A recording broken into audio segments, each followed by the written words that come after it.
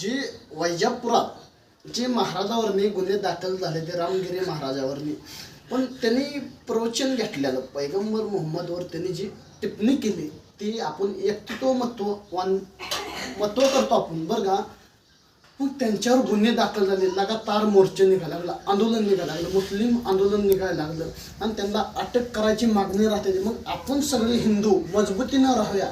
जे काही जे गैर हिंदूंचा आपल्या फायदा घेतला, आपल्या गैर हिंदूंचा फायदा घेतला, गैर हिंदूंचा आपल्या फायदा घेतला म्हणून आज चांगदेव जाधव एक सामान्य कार्यकर्ता हे भाषण करतोय. म्हणजे आम्ही कशासाठी एक भडकावा भाषण संपूर्ण महाराष्ट्रातल्या राज्यासाठी सांगतो आणि हिंदुत्वाला सांगतो. आपण हिंदू संघटना सगळे एकत्र येऊ.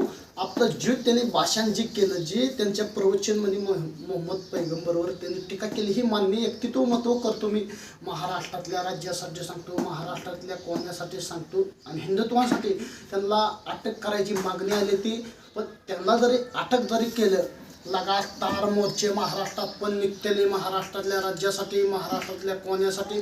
महाराजांनी जे काय प्रवचनमध्ये केलं ते वाक्य चांगलंच केलंय आणि महाराष्ट्रातले आपले रामगिरी महाराज जे आहे ते त्यांच्यावर वैजापुरात गुन्हे दाखल झाले, ते शिर्डीत गुन्हे दाखल झाले, ते अनेक ठिकाणी लगातार मोर्चे चालले, ते आंदोलन चालले. ते हे तुम्ही किती पण आंदोलन करा, किती पण मोर्चे करा, ह्यात आम्हाला काही सकाट फरक पडणार नाही. महाराष्ट्रात संपूर्ण सांगतो माझ्या हिंदू बांधवांना, आपल्या हिंदुत्वासाठी आणि हिंदू राष्ट्र व्हायला पाहिजे. आपला सनातनचा देश आहे. महाराष्ट्रात किती संत झाले, किती संत घडले आपल्या महाराष्ट्रातल्या राज्यासाठी.